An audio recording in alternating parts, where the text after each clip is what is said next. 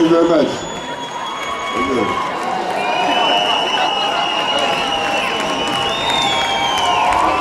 Thank you very much. Let me take 1 second, please. Let me take 1 second to introduce you to everybody, please. Playing with me for a long, long time from the Midnight Band. We had a group called the Midnight Band, and it was based around percussion and percussion players. And we did several albums. Since we did the album It's Your World, all the way until now, please welcome Brother Tony Duncanson on the percussion.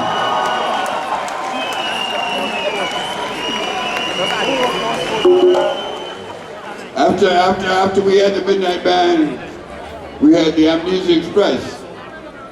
I don't remember exactly when that was, but I do remember it was a good group. We had a keyboard player, harmonica player, and singer, please, Brother Glenn Turner.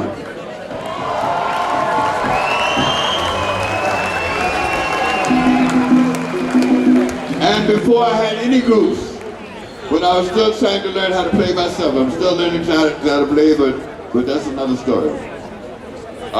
The person who helped me to write songs and to put my ideas together on the keyboard, on flute, saxophone, and piano, Brother Carl Cornwell.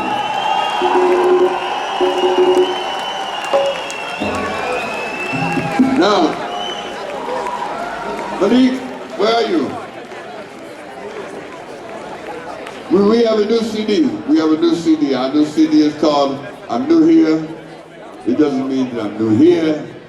It just means that I'm new here. If you understand the difference between being new here and being new here.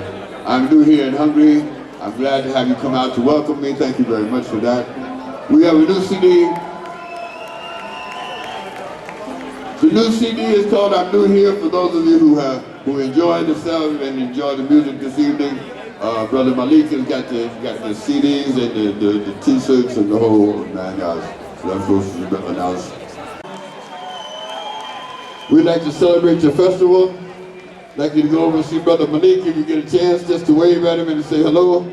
Thank you very, very much. From the bottom of my heart, my name is Gil Scott-Heron. Thank you very much. I got to Lincoln in 1967. I got my master's in 1971. I got my master's from Johns Hopkins University in Baltimore. I took some of the things that I had learned at each stop on into my teaching career, and have used that as a springboard to different things that I've tried to do recently. For the last few years, since the mid-90s, I've been working on a book on and off about Stevie Wonder and his crusade to get Dr. King's birthday transferred to a national holiday. I saw the hard work that went into it. I saw things from another aspect.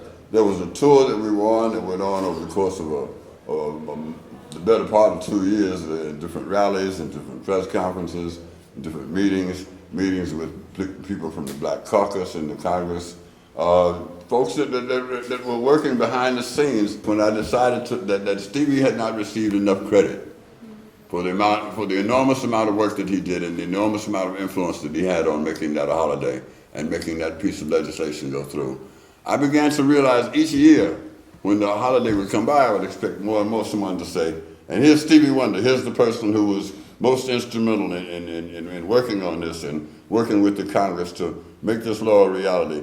And I was seeing all these other people that I never saw before, and I'd been with him for 2 years when it was going on. I never saw these people. By saying who participated, I would also say who did not participate. And I want the people who participated to receive the kind of credit and the kind of respect that they deserve. And I want the other people to go on and find something else to steal that they didn't do. That's how it is. Because I'm saying from being there, I saw every day, every week, I would see who came to the meetings, who volunteered to participate and to take care of this responsibility, this responsibility, this responsibility. And then lately, I'm seeing more and more people I never saw before saying that they were the ones who did this and they were the ones who did it, and they didn't. They didn't, because I never saw them, they weren't there. And I wanted to write a book to give an accurate account of who the people were that I saw participate, work hard on this and bring it about. And it's sort of done in a diary style, but it's also a lot about my life, like why he chose me to go with him instead of all the other people. You see, I was not the first choice. I was only going to do 2 weeks. I was doing the first 2 weeks. After that, Bob Marley was going to take over. Bob Marley was going to be the person who went around the country and went into Canada and other places to spread this message and to bring about the actual contributions that made this stay possible. But Bob was ill. When we found out that Bob was ill, Stevie had another decision to make. Does he go and get someone else? What does he do? How does he continue this?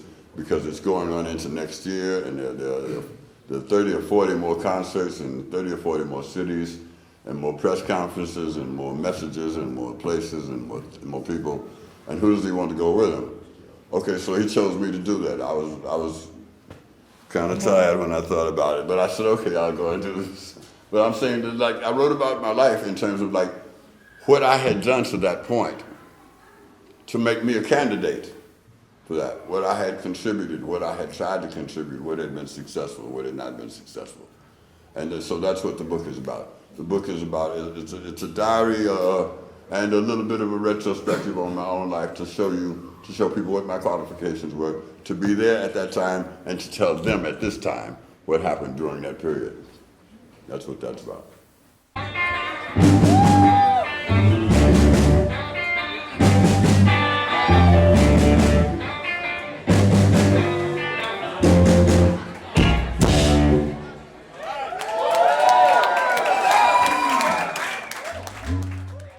And when all of a sudden something comes about, it doesn't come about all of a sudden. It comes about from years and years sometimes of hard work. So when people said that we weren't doing anything, I was putting out reissues. We reissued 6 of the CDs that we had done, that we owned, that were part of Arista's collection that had never been out on CD. We put those together. I live right down the street from the studio. There's a lot of work that's going on in different places. I'm New Here is the first full collection of mine that's come out. But even since then, I'd worked with Most Def and worked with others, worked with Black Alicious and gone into the studio with different other people to see that project's become completed.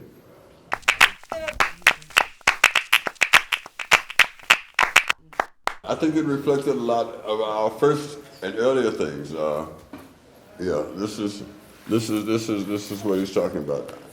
I'm new here because I got a shave. You see,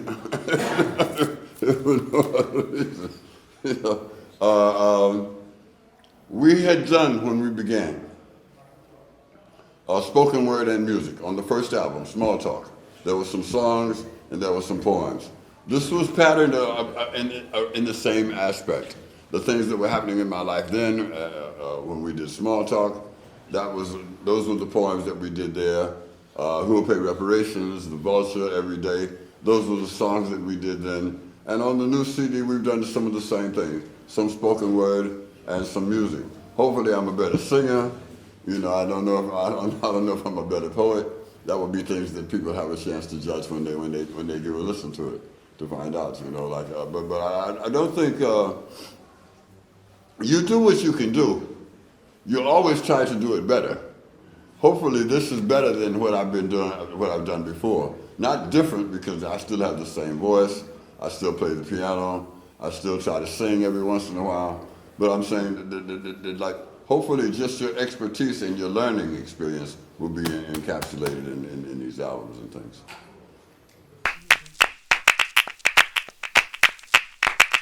You know, like I wrote a song about New York City and the fact that I love it.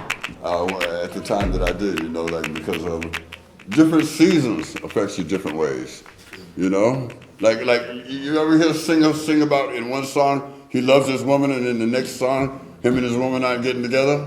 You know, they aren't getting along? That's how it is with me in New York. New York, sometimes I love it because there's so much music, there's so much life, there's so much energy.